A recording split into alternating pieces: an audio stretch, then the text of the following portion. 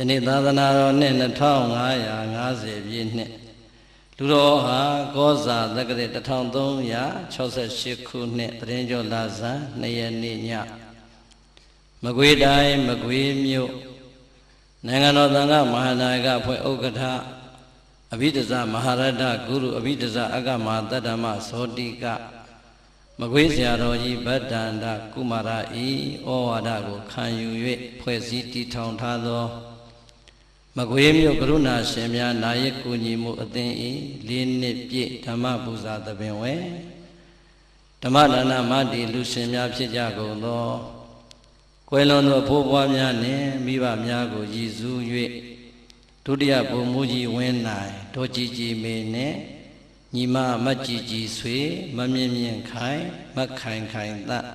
ဖယားလန်အိုးဘိုရဲ့မကွေးမျိုးကမတည်၍ရလေးမြတ်နာမှာကြောက်လာရကုန်သောဓမ္မဆွေတော်မျိုးတော်များပေါင်းစုဆင်းရဲကျင့်ပပူဇော်အပ်သောဓမ္မသဘင်ဝင်ဟောကြားအပ်သောအမွေခံထိုက်သူဖြစ်ပါစေအမည်ပေးသောတရားတော်ပရိသတ်ဘာတရားလဲအမွေခံထိုက်သူဖြစ်ပါစေတဲ့ဆုတောင်းပေးတာမဟုတ်ပါဘူးအားလုံးတို့မိသားစုအားလုံးတို့ဓမ္မဆွေတော်မျိုးတော်များအားလုံးအမွေခံထိုက်တဲ့သာသမီတွေဖြစ်အောင်လုပ်ကြပါလို့တိုက်တွန်းတာပါဟုတ်လားဒါကြောင့်တရားတော်ကိုမဟောကြားမီမနာကြားမီမှာတရားတို့ရဲ့ပိုင်ရှင်ဖြစ်တော်မူသောသုံးလောကထွဋ္ဌာသက်ပင်ညုံမြတ်စွာဘုရားကိုယုတ်သေးစွာရှိခိုးပူဇော်ကြရအောင်အလုံး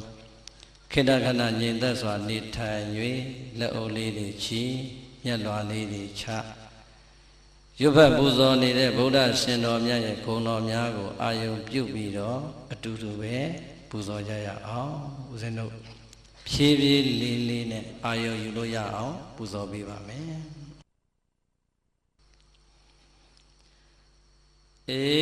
္ဒဝအာနနံ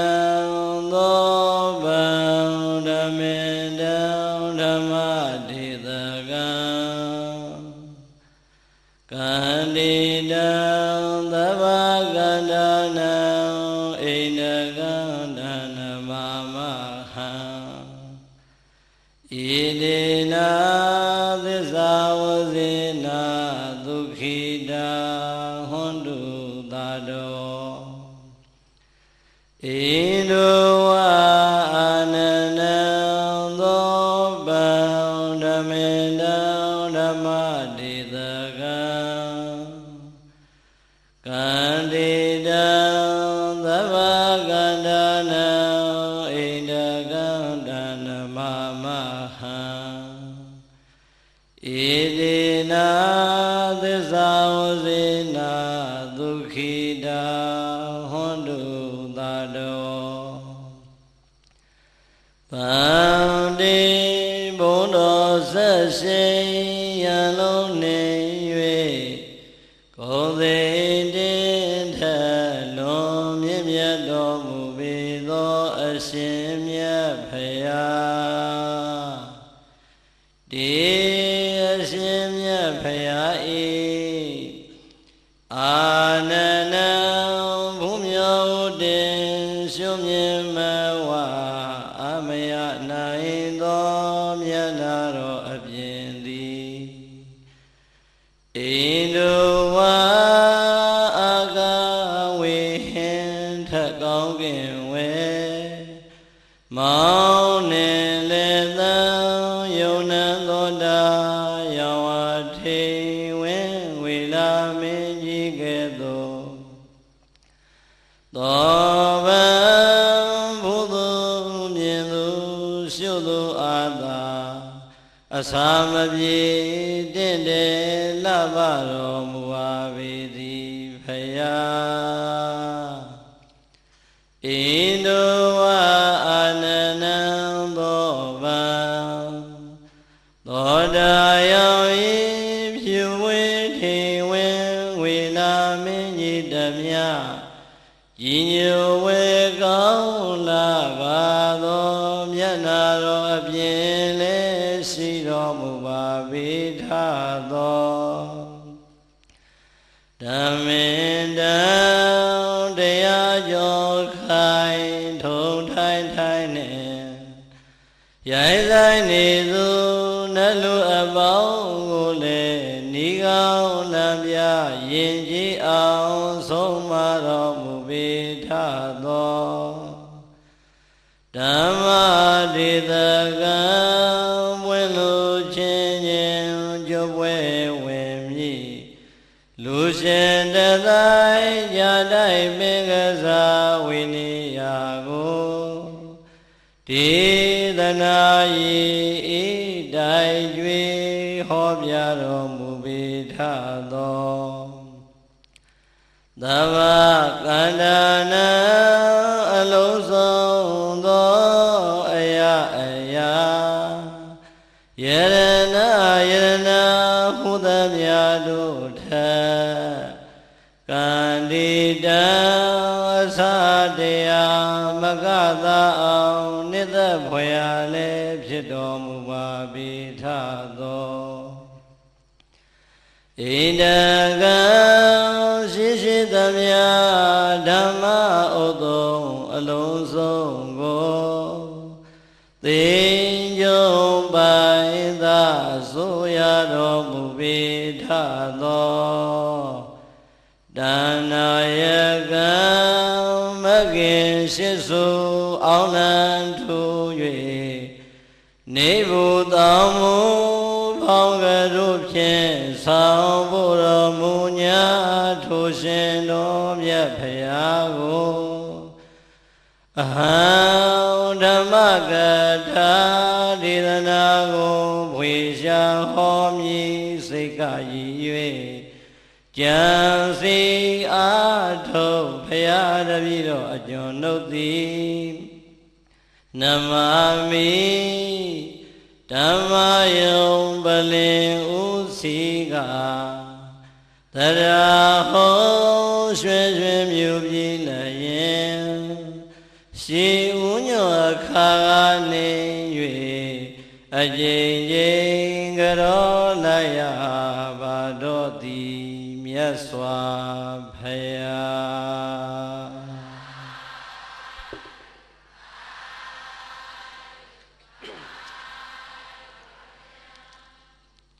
ဣတေနာသစ္စာဝစေနာဣသောနုသံဖောထုတ်ပြန်၍ဟောမှန်စွာပြောဆိုရသောဗနာမသစ္စာစကားကြောင့်သာတောတရားချစ်ခင်စိတ်ကောင်းဝင်ရကုန်သောသင်္သူတော်စင်တရားနာပရိသတ်ပေါင်းတို့သည်ဒုက္ခိတာအန္တရေပြောက်ပြက်စီဝါတက်လျက်စိတ်ဆက်ရွှင်လန်းဝမ်းပတ္တသာချမ်းသာခြင်းရှိကြကုန်သည်ဟွန်တုဖြစ်ကြပါစေကုန်သတည်းနေဒုက္ခသာကိုယ်ဆင်းရဲခြင်းစိတ်ဆင်းရဲခြင်းကိုယ်စိတ်နှပါတို့၏ဆင်းရဲခြင်းစွာသောဆင်းရဲခြင်းအပေါင်းတို့မှလည်းကင်းဝေးကြကုန်သည်ဟွန်တုဖြစ်ကြပါစေကုန်သတည်းနေဝယသာ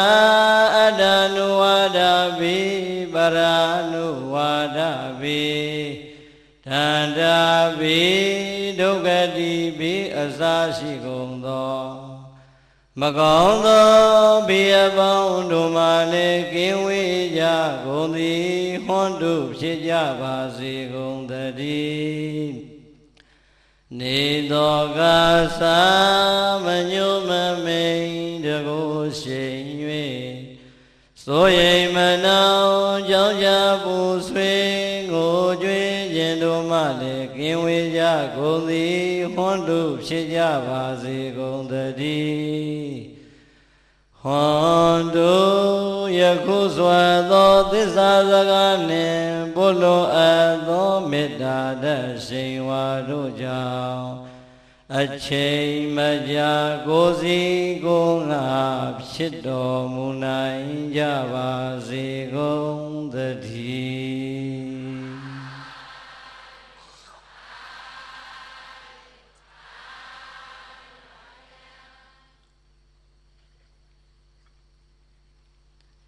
ဘာတရားတဲ့လေအမွေခံထိုက်သူဖြစ်ပါစေတဲ့ချမ်းသာသလိုထိုင်ပြီးတော့နာကြပါဟုတ်လားတင်မလင်ကိုထိုင်ရင်လဲထိုင်အစဉ်ပြေသလိုထိုင်တယောက်နဲ့တယောက်အစဉ်ပြေသူ့ပေါင်းကိုပေါင်းမအလှည့်ကြနင်းထိုင်ဒီတဲ့အစဉ်ပြေသူ့ပေါင်းမအိတ်ကိုပေါင်းမအိတ်ပြီးတော့ထိုင်ကဲပြိဿပျော်ပျော်ပါပါဟုတ်လားအားလုံးတို့ပြိဿမရတရားလင်္ကာလေးကိုတံပြိုင်လိုက်ဆိုဒီလူအုပ်ကြီးနေတာဆိုလိုက်တော့တရားမင်းအောင်ကြသိမ်းထားတော့ဟုတ်လားအားလုံးလိုက်ဆိုမယ်နော်ကျွေးမွေးမပြတ်ဆောင်ရွက်စီမံမွေခံထိုက်စေလူမြဝေ၍စောင်းလေမျိုးနွယ်ဝငါသွဲကျင့်ဖွယ်သားတို့သမီးတို့တာတမ်းပြိုင်ဆိုမယ်ကျွေးမွေးမပြတ်ဆောင်ရွက်စီမံမွေခံထိုက်စေလူမြဝေ၍စောင်းလေမျိုးနွယ်ဝငါသွဲကျင့်ွယ်သားတို့သမီးတို့တာရမနေဘူးလားဘယ်ချိန်နဲ့ရဘယ်ရွယ်နဲ့ရဘာမှမသိတဲ့အရွယ်တွေကရတာကျွတ်တို့ညာသူညာသားဘုန်းကြီးကျောင်းတဝက်နဲ့ကြီးလာတာဆိုတော့အကုန်လုံးသိတယ်ဟုတ်လားဟိုးကလေးလေးဘဝအကိုရီအမတွေကျောင်းကပြန်လာရင်ဆိုပြနာတဲ့ရနေတဲ့ဒီလင်္ကာလေးဟာဒုပရိသအားလုံးရပြီးသားမဟုတ်ဘူးလား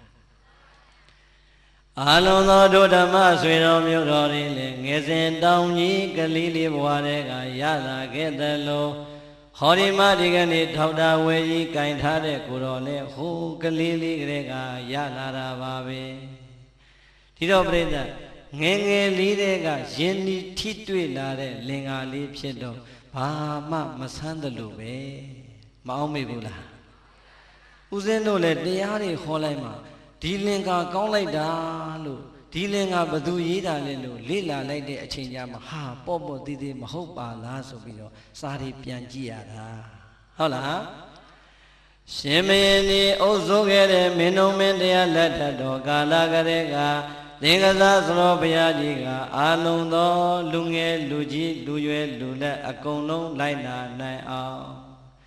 ဗုဒ္ဓရှင်တော်မြတ်ဟောကြားလိုက်တဲ့သုတ်တန်ကြီးတစ်ခုလုံးကိုခြုံမိငုံမိအောင်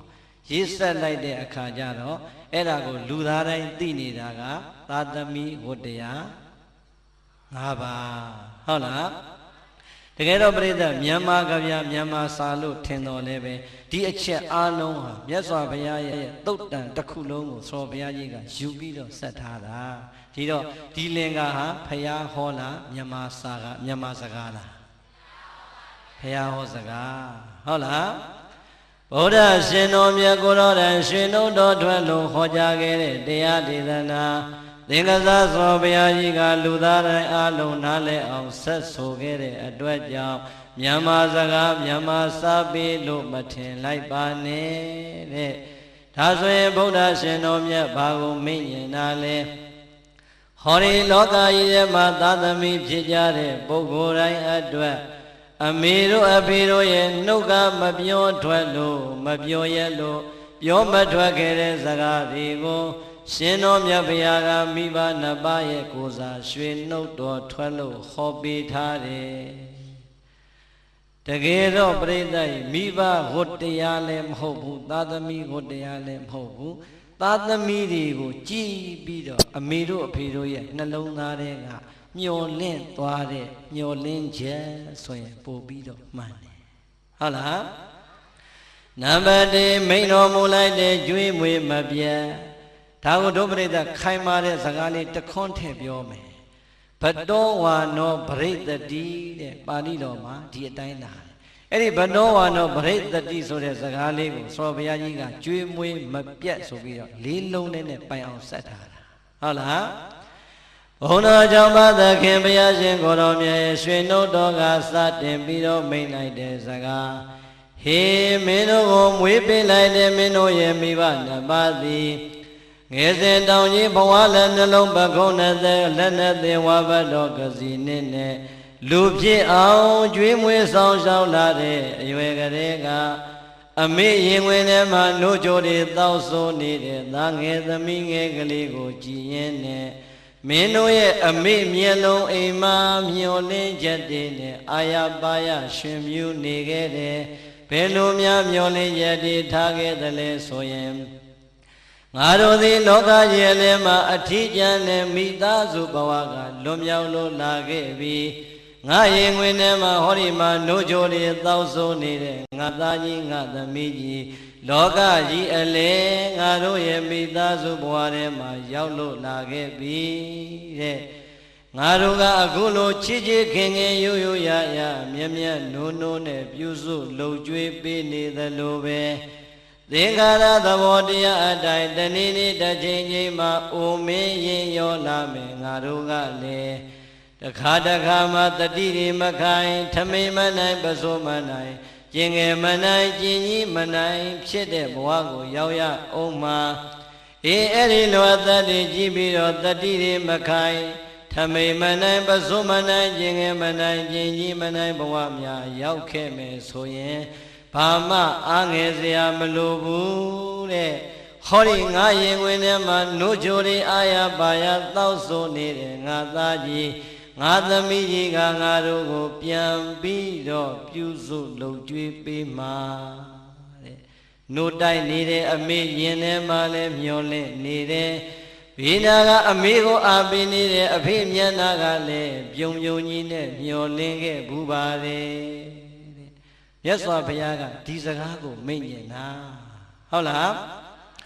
မင်းတို့ကိုငယ်ငယ်လေးတဲ့ကကွာတဲ့နှုတ်ကြိုတိုက်ကြွေးတဲ့ကမင်းအဖေနဲ့မင်းအမေကမျောလင့်သွားတယ်ငါတို့ကဟောဒီမှာရိုးရပြုစုပေးနေတယ်လို့ငါတို့အသက်ကြီးရင်လေ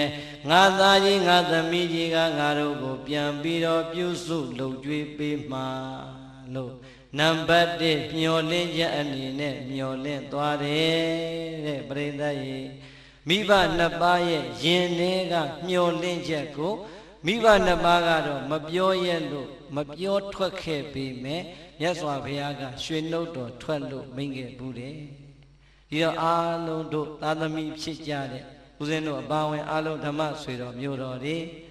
အမေတို့အဖေတို့ကရင်ဝင်ထဲမှာနိုးတိုက်စဉ်ကာလကလေးကမျောလင့်ခဲ့တဲ့ဒီမျောလင့်ချက်ငါသည်အမေနဲ့အဖေအပေါ်မှာဘလောက်များကြည်ခဲ့ပြီလေ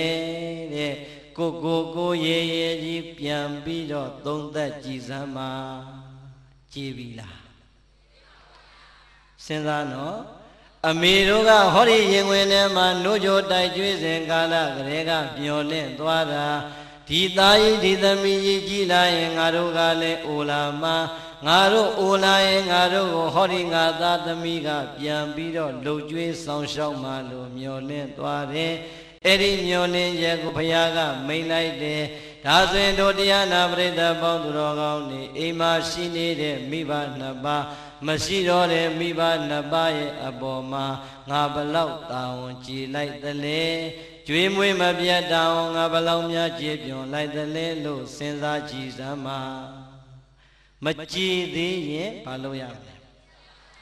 ကြည်အောင်ဆက်ရမယ်ကြည်သွားတယ်ဆိုတဲ့အဆင့်ကတော့ရောက်ဖို့လွယ်ပါမလားမလွယ်ဘူးပြိဿတချို့သားသမီးလေးတွေရဲ့ဘဝမှာဝမ်းနည်းစရာကောင်းနေတဲ့စိတ်ဓာတ်တွေပေါ်နေကြတယ်အမေအိုအဖေအိုတွေတတိမခိုင်တော့ဘူးကျင်ငယ်ချင်းကြီးမနိုင်တော့ဘူးအေးမိမိရဲ့အိမ်ပေါ်မှာမိမိရဲ့မျက်စိရှေ့မှာမြင်နေပေမဲ့နှာခေါင်းလေးတရှုံရှုံနဲ့မလုံကျွေးမပြူးစိုးတဲ့သားသမီးတွေမြောက်များစွာရှိမနေဘူးလားကြည့်လိုက်စမ်းပြိဿဒီအချိန်ကျမှတတိမခိုင်လို့ကျင်ငယ်ချင်းကြီးမနိုင်တဲ့အမေတို့အဖေတို့ဘဝကကိုကမြင်ရတာ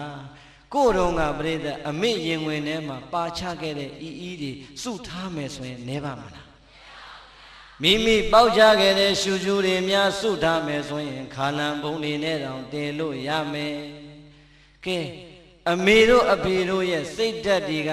အောက်မလေးဒီလောက်ညစ်ပတ်တဲ့ကလေးသွားဟဲဆိုပြီးတော့များပြစ်ခဲ့မယ်ဆိုရင်ပြစ်ခဲ့တဲ့နှလုံးသားများမိဘနှစ်ပါးရဲ့ရင်ထဲမှာရှိမယ်ဆိုရင်ကိုယ့်ဘဝဟာလူဖြစ်ပါမလားဘလောက်ပင်ဆိုပါစေဘလောက်ပင်ຫນွေပါစေကျင်ငယ်ကျင်ကြီးဘယ်နှကြိမ်မဲပါချသွန်ချပါစေငါသားလေးကရှိစရာငါသမီးလေးကရှိစရာငါသားလေးကချစ်စရာငါသမီးလေးကချစ်စရာလို့ရင်ဝင်တွေကသားသမီးလေးကိုပျော်စရာလေးအဖြစ်နဲ့တော့အမေတို့အဖေတို့ကယူရပြီးတော့ကြွေးမွေးပေးခဲ့ရတာကို့အလဲကြမှာအမေနဲ့အဖေကိုယွန်စရာဆိုပြီးနှာခေါင်းရှုပ်နေအဲ့ဒီသားသမီးအမွေခံထိုက်ပါမလား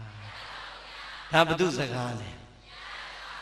မင်းတို့မိဘနှစ်ပါးကမင်းတို့ကိုဟိုးငယ်ငယ်ကလေးတွေကနှုတ်တိုက်ကလေးကမွေးဖွားကလေးကမျောလင်းခဲ့တယ်ဒီမျောလင်းခြင်းမင်းတို့ကြည်အောင်မဆိုင်ရင်မင်းတို့သည်အမွေခံထိုက်တဲ့သာသမီမဖြစ်နိုင်ပါဘူးတဲ့ပရိသတ်ရေအဲ့ဒီအထဲမှာကိုဘယ်ဘက်မှာပါမလဲအလုံးတို့ပရိသတ်ဒီအမွေခံထိုက်တဲ့သာသမီဖြစ်ခြင်းသလားမထိုက်တဲ့သာသမီဖြစ်ခြင်းသလားကဲအမွေခံထိုက်တဲ့သာသမီကတော့လူတိုင်းမဖြစ်ခြင်းဘူးလားဖြစ်ခြင်းနဲ့အမွေခံထိုက်ပါတယ်ထိုက်ခြင်းပါတယ်ဆိုတဲ့ကိုယ့်ရဲ့လုံရဲ့လေးတွေပြန်သုံးသပ်ကြည့်ပါအောင်အမေနဲ့အဖေကိုဥဖြာဖြာဓမင်းပူပူဟင်ပူပူလေးကောင်းကောင်းလေးနဲ့ဘယ်နှခါများလှုပ်ကြွေးပြီးပြီလဲကိုရတဲ့လက်ကလေးတွေကိုရတဲ့ငွေကြီးလေးတွေနဲ့မိဘနှစ်ပါးအတွက်စေဝါကောင်းကောင်းလေးတွေဓာတ်စာကောင်းကောင်းလေးတွေနဲ့ဘယ်နှကြိမ်များတတိတရားနဲ့ကြော့ပြီးပြီလေ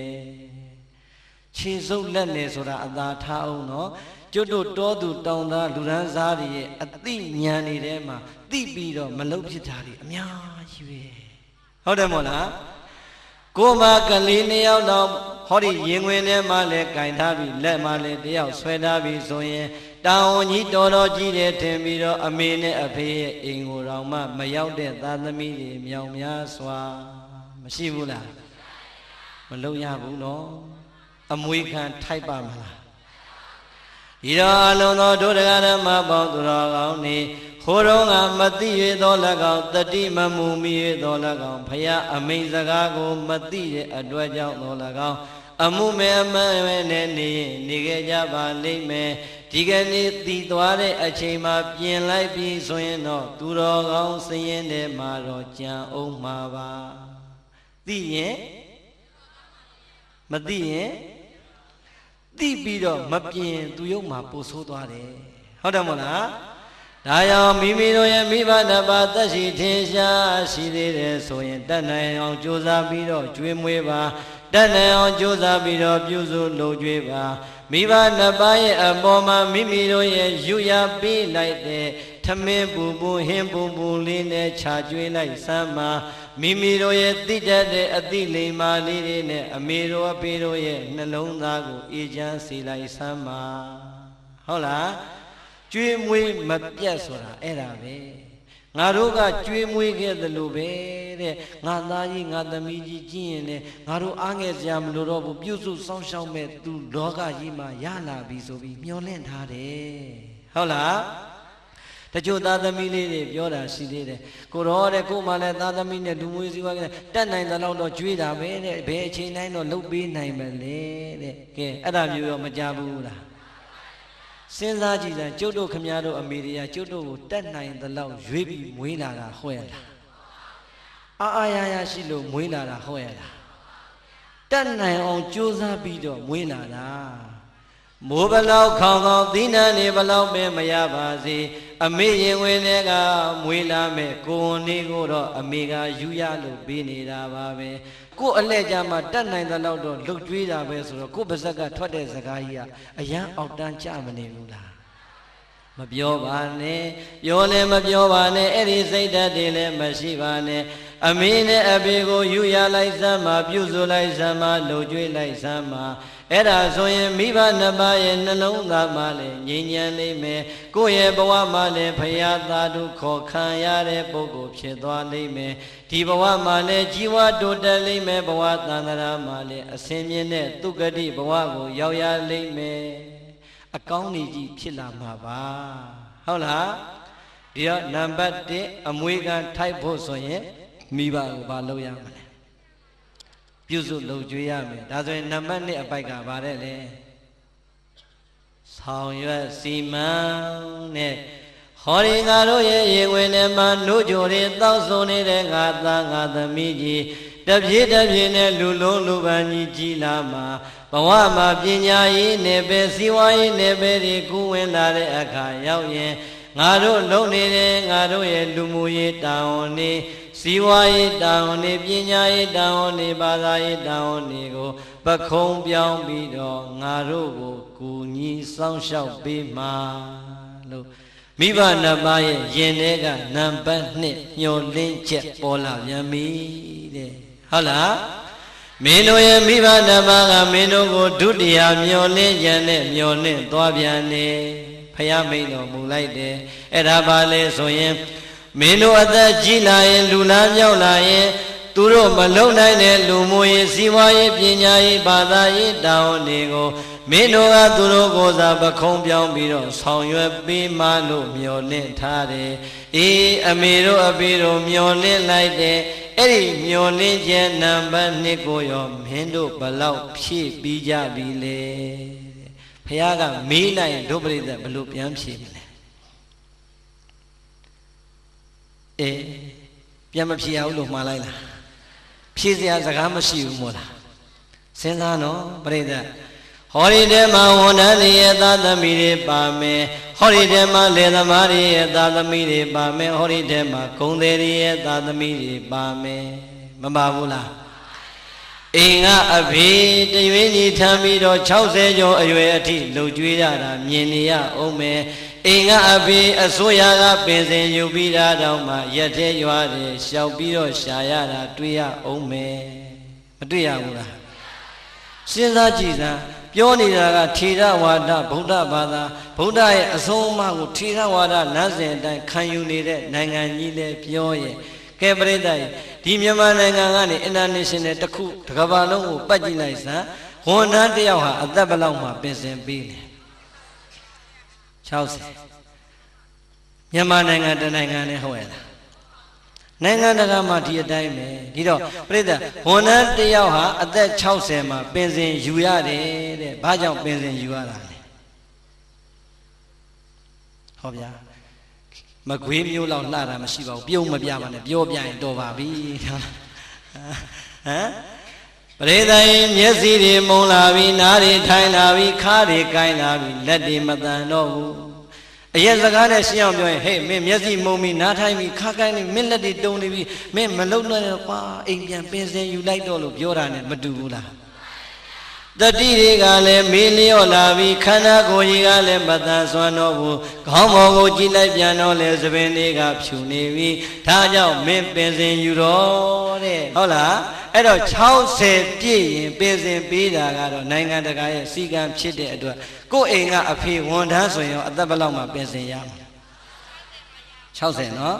ဒါဆိုရင်အသက်60ရွယ်မှာတတိတွေချွတ်ချော်လာပြီခါးတွေကိုင်းလာပြီနားတွေထိုင်းလာပြီဆံတွေဖြူလာပြီမျက်လုံးတွေကမုံလာပြီလက်ခြေတွေမတန်တော့တဲ့အတွက်ကြောင့်ပင်စင်ပေးလိုက်ပါပြီတဲ့နိုင်ငံတော်ကတော့ပင်စင်ပေးလိုက်ပါပြီအိမ်ပေါ်ရောက်လာတဲ့ကိုယ့်အဖေနဲ့ကိုယ့်အမေသားသမီးတွေကပင်စင်ပေးပြီးပြီလား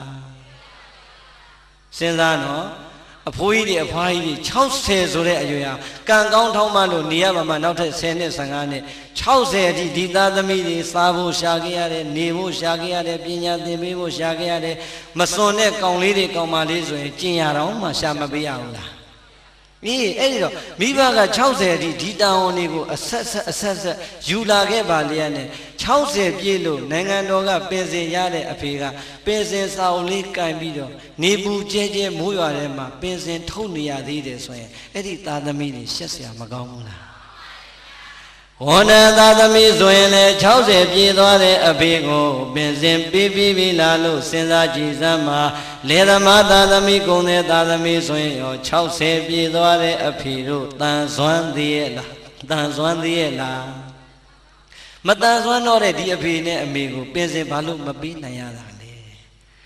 ဝမ်းနေစရာမကောင်းဘူးလား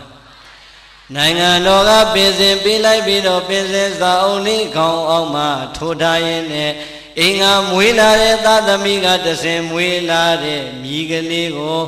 လက်ကဆွဲကြောင်းလွယ်အကြီးကိုတစ်ဖက်ကလွယ်ထမင်းကြိုက်ကိုင်းရိုင်းတိုင်းတိုင်းနဲ့ကြောင်းကျိုးကြောင်းပိုးလုပ်ရတဲ့အဖိုးကြီးအဖွားကြီးတွေလည်းမြောင်များစွာရှိဘူးလားကဲပရိသတ်စဉ်းစားကြည့်စမ်းနိုင်ငံတော်ကတော့ပင်စင်ပေးလိုက်တာသားသမီးပင်စင်မပေးလို့ဘဝမှာမချမ်းသာသေးတဲ့မိဘနှစ်ပါးရဲ့ဘဝတွေမြင်နေရတာမရှိဘူးလားကဲအဲ့ဒီသားသမီးတွေအမွေခံထိုက်ပါမလားစဉ်းစားတော့ဖယားမိတ်တဲ့စကားဟုတ်လားအမွေခံမထိုက်ဘူးဆိုမှတော့သွားပြီအဲ့ဒီသားသမီးနတ်ပြည်တွေနိဗ္ဗာန်တွေဆူတောင်းမနေနဲ့ဘယ်သွားမလဲအေးကိုပြောတဲ့နေရာကိုသွားကြဖို့ဟုတ်လားဟမ်စဉ်းစားတော့နိုင်ငံတော်ကလည်း60ပြည့်လို့ပင်စင်ပေးလိုက်ပါပြီဝန်ထမ်းဘဝမှာ60ပြည့်လာသလိုပဲကုန်းတဲ့ဘဝမှာလေသမားဘဝမှာ60ပြည့်လာရင်အတူတူပါပဲမျက်စိတွေမှုံနာတွေထိုင်ခါတွေကိုင်းလာတဲ့ဒီအဖိုးကြီးဒီအဖွားကြီးတွေကိုအင်္ဂါသားသမီးတွေကမြည်ထိန်ခိုင်းမြန်ပြီ60ရွယ်သမင်ဖြူကားမှတောင်းတောင်းတင်တင်တီးနေတဲ့မင်္ဂလာပွဲကိုလည်းလွတ်ပြန်ပြီမသွားရဘူးလားသားသမီးတွေမှာတော့အဖိုးကြီးဘွားကြီးတွေကလူမှုရေးပြတ်မှာဆိုလို့ဆိုဖိတ်စာလေးကန်တုံကြည့်နဲ့ဟိုးတောင်းတောင်းတင်တင်ကြားတယ်သွားပြီးတော့မင်္ဂလာဆောင်မလိုက်ရဘူးလားကဲပရိသတ်ရှက်စရာမကောင်းဘူးလား60အထိလှုပ်ကြွေးလာပြီပဲတော်ပါတော့အနာပေးလိုက်ပါတော့ဟုတ်လားအဖေတို့အမေတို့ရဲ့ရင်ထဲမှာတော့မိမိကိုမွေးကင်စားရွယ်တဲ့ကမျောလင့်လာတဲ့အခါအဲ့လိုများလှုပ်နေရရင်သားသမီးညိုညင်မှာစိုးလို့လှုပ်ပေးနေရပြီမဲ့အဖေနဲ့အမေရဲ့ရင်ထဲကတောကအပူဟာငြိမ့်မှာမလားအောင်မလေးကွာငါတို့မွေးအောင်လဲကြိုးစားကြရတယ်ကြွေးအောင်လဲကြိုးစားကြရတယ်ပညာလဲသင်ကြရတဲ့သာသမီရမြည်ရရတာတော့မှငါတို့ကိုဒီတိုင်းပဲခိုင်းလို့ကောင်းတော့နဲ့ရင်ထဲမှာတော့တောကရာသီပါပဲရင်ထဲကတောကတွေဟာငြိမ့်မှာမလားဒီတော့ကဲပြိတ္တအဲ့ဒီသာသမီမျိုးကိုရက်ွက်ကလူကြီးနော်ကြည်စမ်းမအောင်ဟဲ့အဖေဘိုးကြီးဘွားကြီးဒီလောက်ဖြစ်နေတာခိုင်းလို့တော့ဆိုတဲ့ဝေဖန်တန်ကြီးရောမကြားရနိုင်ဘူးလားကြားရနိုင်တယ်အဲ့ဒီတဲ့ဝမ်းနဲ့စရာကောင်းတာကပရိသတ်တချို့အဖိုးကြီးဘွားကြီးတွေကလေဝါသနာလေးပါလာလို့ငါတရားပွဲတောင်းမယ်နော်တို့တရားပွဲတောင်းမယ်ဆိုဟာဖေတို့မင်းတို့ကလည်းဗျာနေသမ်းမှာဒီညဇကားကောင်းလို့ပါခင်ဗျားတို့မြည်နေတဲ့အိမ်မှာအိမ်ဆမ်းမှာဆိုသွားလို့ရသေးလားသူတို့ကျွေးတဲ့အလက်ရောက်ပြီဆိုတဲ့အခါကျတော့လေမိဘနှစ်ပါးကအရှုံးပြီးငြိမ်နေရတာပဲဒါကြောင့်မဖြစ်စေနဲ့ဟုတ်လားကျွေးမွေးမပြတ်ဆောင်ရွက်စီမံဟောဒီတာဝန်နေရာကိုမကြေပြုံကြဖို့ဆိုရင်တော့အဲ့ဒီသာသမီတွေမြတ်စွာဘုရားမိန့်လိုက်တာအမွေခံလုံးဝမထိုက်တဲ့သာသမီတွေဖြစ်ပါပြီဝမ်းနဲ့စရာမကောင်းဘူးလားဒါကြောင့်မိမိဒီဘယ်အထက်မှာပါမလဲကိုယ့်ကိုယ်ရဲရဲကြီးဆင်ရင်ရဲရဲကြီးသုံးသပ်ပြီးရင်ဒီကနေ့ကစားနောင်မနက်ဖြန်ကစားပြီးတော့ငါသည်အိမ်ငါအဖေနဲ့ငါအမေကိုပင်စင်ပေးတော့မယ်ကလေးမထိုင်ကလေးထိန်မခိုင်းတော့ဘူးဟိုနာဒီနာမခိုင်းတော့ဘူးအိမ်ဆောင်မခိုင်းတော့ဘူးတရားပွဲပဲသွားခိုင်းတော့မယ်လို့လမ်းကြောင်းပြောင်းလိုက်ရင်အချိန်မမီဘူးလားကဲဒါဆိုရင်ပြိတ္တဘယ်နှချက်ပြီးသွားပြီလဲနှစ်ချက်သာပြီးတယ်နာယီဝရှိနေကျွေးမွေးမပြတ်ဆောင်ရွက်စီမံမွေခံထိုက်စေပြိတ္တဆိုကြည်စမ်းပါတယ်လေ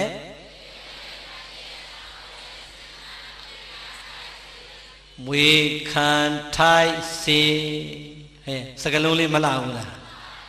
ကျုပ်ကဆရာတော်ကြီးအုံနောက်ဖောက်စားတာဒီစကလုံးယူပြီးမှအမွေခံထိုက်သူဖြစ်ပါစေဆိုနည်းနည်းပြောင်းလိုက်တာဟုတ်လားငွေခံထိုက်စေတဲ့နော်ပြိတ္တစကလုံးလှတယ်မိဘနှစ်ပါးကမိမိကိုနိုးရိုးတိုက်ကျွေးတဲ့အရွယ်တုန်းကတတိယမျောလင့်သွားတဲ့မျောလင့်ချက်ကငါတို့သည်ဟောဒီလောကကြီးအလယ်မှာစီဝါတွေပညာတွေရှာရင်းနဲ့တပြေးနဲ့သေဆုံးသွားကြမှာငါတို့သေဆုံးသွားမယ်ဆိုရင်ဘာမှပူစရာမလိုတော့ဘူးဟောဒီလောကကြီးထဲမှာလောကုတ္တရာနေပင်မှာထားခဲ့တဲ့လောကုတ္တရာအမွေတွေရှိတယ်လောကီနေပင်မှာထားခဲ့တဲ့အိုးအိမ်ချမ်းမြေတိုက်တာရွှေငွေတွေကြံခဲ့လိမ့်မယ်ဟောဒီကြံခဲ့တဲ့လောကီလောကုတ္တရာအမွေကောင်းတွေကိုဖြင့်ဟောဒီငါသားတွေငါသမီးတွေကဆက်ပြီးတော့အမွေခံကြမှာငါတို့အမွေတွေကိုလည်းအမွေခံမဲ့သားသမီးတွေရပြီ ဆိုပြီးတော့ကိုယ့်ကိုနှုတ်တိုက်နေရင်အမေတို့အဖေတို့ကပျော်လာခဲ့တာဟုတ်လားဒီတော့သားသမီးတွေရဲ့ဘဝဟာဟမ်မကြဘူးလားအမေဖေသေးတော့အမွေတွေဘယ်သူရလဲသားသမီးတွေရတာသိကြလားအမေနဲ့အဖေသေးရင်သားသမီးတွေအမွေခံထိုက်တယ်ဆိုပြီးတော့အမွေတွေယူလိုက်ကြတာပရိသတ်ရဲ့ပြေးအားပြေးကြောင်ခွဲလို့မပြီးဘူးဆိုရင်ရုံအောင်တက်ပြီးတော့အမွေခံထိုက်တာရုံတက်ပြီးတော့အမွေတွေမခွဲကြဘူးလားအမွေခံထိုက်လိုက်တဲ့သားသမီးတွေအမေနဲ့အဖေအသက်ထင်ရှားရှိစဉ်ကာလတုန်းကတော့ဟိုသားကိုပို့ပြီးတော့မျက်နှာလိုက်တဲ့ဒီသမီးအငယ်ကြတော့ပို့ပြီးတော့ဦးစားပေးတယ်ဆိုပြီးတော့စိတ်ကောက်သလိုစိတ်ဆိုးသလိုနဲ့အမေနဲ့အဖေရဲ့အိမ်ကိုမလာအမေနဲ့အဖေသေးပြီးဆိုတဲ့အခါရက်ကွက်ကသိအောင်သားသမီးအရင်မှန်သိအောင်ငိုရတာလဲပင်ပန်းကြပါတယ်ဒီလိုသားသမီးတွေရောမရှိဘူးလားအောင်ဖို့ကောင်းတယ်အမေနဲ့အဖေအသက်တင်ရှားရှိတယ်ကတော့အမေတို့ကသူ့ကြတော့ပူပြီးတယ်ကျွန်တော်ကြတော့လုံမပေးဘူးဆိုစိတ်ဆိုးမလားသေတဲ့အခါကျအဲ့ဒီလူကအချင်းငိုတာဘာဖြစ်လို့လဲအမွေစင်းထဲမှာမပါမှာကြောက်လို့ဟုတ်လားဒီတော့ပြိဿအမွေခံထိုက်ပါတယ်ဆိုပြီးတော့လောကဥပဒေကရောမပေးထားဘူးလားလောကဥပဒေကပေးလို့စားလိုက်ပြီမဲ့ပြိဿအမွေကိုတခင်မထိုက်တဲ့သားသမီးဟာခံစားတိုင်းကြောက်စရာမကောင်းဘူးလားဒါဆိုရင်အာလုံးသောတို့တရားနာပရိသတ်ပေါင်းသူတော်ကောင်းတွေဟောဒီမကွေးတိုင်းရဲ့မကွေးမြို့နယ်မှာအမွေခံထိုက်တဲ့သားသမီးတွေထဲမှာဘယ်မွေတွေဘလောက်ခံနဲ့အမေတို့အဖေတို့လက်ထက်တုန်းကဖရာတကာကျောင်းတကာတွေဖြစ်သွားတဲ့မိဘတွေမြောင်များစွာမရှိဘူးလားဇရက်တကာလမ်းတကာဂူကျောင်းတကာဖြစ်သွားတဲ့မိဘတွေမရှိဘူးလားကဲပရိသတ်နောက်တစ်ခုမေးမယ်နော်ဟောဒီမှာစင်းလေးရွှေလေးငွေလေးတိုက်တွေကားတွေကြတော့လူရပြီးတော့ငါတို့လဲဆိုင်တယ်ငါလဲပိုင်နေလို့ခွဲနေလိုက်တဲ့သာသမီတွေအဖေတို့အမေတို့လူခဲ့တဲ့ဇရက်တစောင်းဂူကြောင်းနေကြတော့ဟေ့ဒါကတို့အမေလူခဲ့တဲ့ဇရက်ဒီဇရက်ကိုငါတို့အမြဲတမ်းမပြတ်အောင်ထိမ့်သိမ်းစောင့်ရှောက်လူမယ်ဘသူမှမကတ်နဲ့ဆိုပြီးတော့များအဲ့ဒီကောင်းမှုအလှူတွေကြတော့အမွေကိုလူခွဲတာကြားဘူးလားတချို့ဘုန်းကြီးတွေကအပြောကောင်းတယ်တကားလေးတွေလာအောင်ဒါမင်းတို့မိဘတွေလူခဲ့တဲ့ဇရဲကွာအခုပြိုကြတော့မယ်ငါလည်းပြင်ကောင်းမလားစဉ်းစားမင်းတို့မိဘအမွေဆိုတာခံယူထိုက်တယ်ကွာပြင်ညဆိုတော့မသိကြအောင်ဆောင်းသွားတဲ့သားသမီးတွေမရှိဘူးလားဟောကဲဝမ်းနေစရာမကောင်းဘူးလားအဲ့ဒီအကြောင်းများတွေ့လေကျုပ်ကအမြဲတမ်းဝမ်းနေတယ်ဘာဖြစ်လို့လဲသိလားကျုပ်ဖြစ်ပုံဟုတ်လားဖြစ်ပုံလေးပြောပြမယ်နိုင်ငံခြားမသွားခင်ပတ်စံလေးစုထားတာ3,800,000ရအဲ့တော့ကျွတ်တို့သွားတဲ့ချိန်ဒေါ်လာ$1မှ220ပဲရှိတာမလီ2သိန်းကျော်ရရင်ဒေါ်လာ1,000ရရင်ငါသွားလို့ရတယ်ဆိုစုထားတာအဲ့ဒီဆရာတော်ကြီးကမောင်ကောင်းကြီးရေးနဲ့ရိတ်တာလေးဖွင့်ရအောင်ကွာတဲ့ဟာဆရာတော်ရိတ်တာဖွင့်ရင်ကျောင်းကကျင်းတယ်လို့တပည့်တော်ကျောင်းနည်းနည်းချက်မှရမယ်လို့ချက်ပေါ့ကွာတဲ့ဆရာတော်ဒီအလူရှင်တွေကအခုရှိသေးလားဟာလူကြီးတွေတော့မရှိတော့ကွာသူသားသမီး9ယောက်ကတထေးသေးကွာတဲ့မင်းတို့လှုပ်လိုက်တယ်လှုပ်ပြီးသူတို့ခေါ်လိုက်ရင်လှူမှာပေါ့ကွာဟာဒါဆိုရင်တော့ချမယ်ပေါ့ခွင်မဲပေါ့ငါမပြည့်တဲ့2,200,000လေးပြည့်ရင်လည်းပြည့်သွားမယ်ပေါ့လေဟဟလားရှိတာလေးရင်းထည့်လိုက်အောင်မယ်ဆိုဟဟလားကြောင်းဖြိုးဖြက်ချထည့်လိုက်တာချပြီးတော့တကားလည်းအမြန်ဆောက်တခန်းချဲ့ပြီးတော့အမြန်ဆောက်ပြီးတော့ကောင်းမှုရှင်လေးအရင်တိုင်းပြန်တက်ဆေးတောင်တုတ်ထားလိုက်သေးတယ်ကဲဆရာတော်ဘုန်းကြီးတကား9ယောက်ဖိတ်လိုက်တော့မနှက်ဖန်မိုးရင်းကားချက်ခိုင်းထားမယ်မိုးရင်းကားလေးချက်ခိုင်းထားပြီးတော့ကျောင်းကနေဆောက်ကဲတကားကြီးတို့လာကြ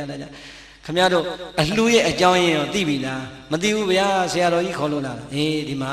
ဒါခင်ဗျားတို့မိဘတွေလို့ပြောတယ်ဟာဟုတ်တယ်ဗျာဒီပြောလို့မိဘတွေလူခဲ့တာအဲ့ချိန်ကြီးတော့အတက်တရောဝမ်းသာနေတာဟုတ်လားဟုတ်ပြီ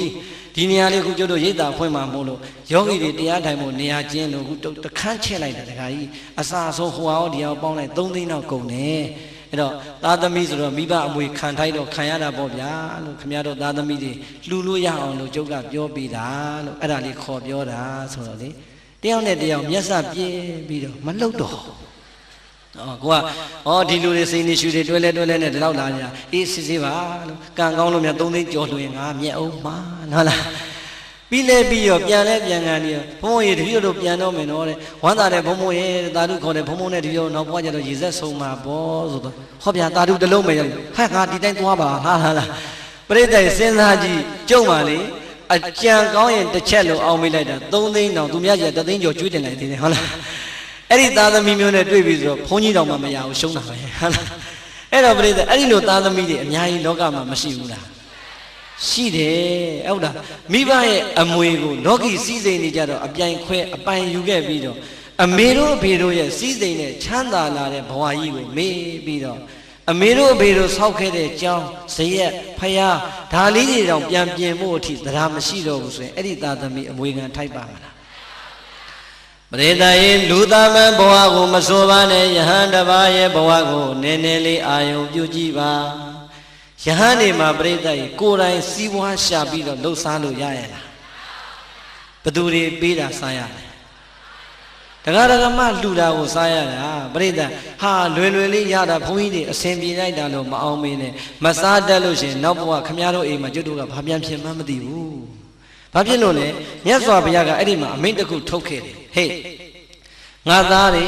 မင်းတို့တရားဓမ္မလှူတဲ့ပစ္စည်းလေးပါးကိုပြည့်စွက်ခန္ဓာမစင်ခြင်းမဲနဲ့စားရင်တဲ့မင်းတို့စားတာဟာတန်တွေတန်ခဲမိကြီးရဲရဲကိုဝါမျိုးနေတာနဲ့အတူတူပဲတဲ့ကဲကြောက်စရာမကောင်းဘူးလားတရားဓမ္မလှူလိုက်တဲ့ဆုံးအလကားရတာပဲဆိုလွယ်လွယ်စားလို့မရဘူးဦးဇင်းတို့ကဒီဆုံးကိုပြည့်စွက်ခန္ဓာဆင်ခြင်းမေတ္တာပို့ပြီးမှဖုံးပေးရတာအဲ့ဒီလိုမဖုံးပေးဘူးဆိုတာနဲ့ဒီနေ့24နာရီပြည့်ည12နာရီထိုးရတဲ့ဦးဇင်းဟာအဲ့ဒီတနက်အဲ့ဒီတရက်စားလိုက်တဲ့အာဟာအားလုံးဟာဦးဇင်းအတွက်ကျွေးတင်သွားပြီတန်တရာအထိကျွေးတင်သွားပြီကြောက်စရာမကောင်းဘူးလားဘာအပြစ်မှမကြည့်ဘူးနော်မေတ္တာမပို့မစင်ကျင်တာလေးပဲရှိတယ်ကဲ220ခုနှစ်သွဲသိက္ခာပုဂ္ဂိုလ်ဆင်မြန်းထားတဲ့သီလနဲ့ပြည့်စုံပါတယ်ဆိုတဲ့ရဟန်းတော်တွေတောင်မှမိမိကိုလူတန်းလိုက်တဲ့စွမ်းကိုမေတ္တာမပို့ပဲဖုံးမေသုံးဆောင်ရင်ပြည့်စုံခန္ဓာမဆင်ခြင်းမဲနဲ့ဖုံးမေသုံးဆောင်ရင်အေးအဲ့ဒီကိုတော့တန်တွေတန်ငယ်မိကြီးရဲရဲကိုခဲစားနေတာနဲ့တူပါတယ်ဆိုရင်တော့ပရိသတ်ရေမိဘနှစ်ပါးရဲ့လောကုတ္တရာအမွေတွေကိုမသိကြအောင်ဆောင်လောကီအမွေတွေကိုတော့အပိုင်ယူပြီးတော့မိနေတဲ့သတ္တမီတွေအမေတို့အဖေတို့ထားခဲ့တဲ့အမွေတွေထမင်းလုံးတစ်လုံးတစ်လုံးကို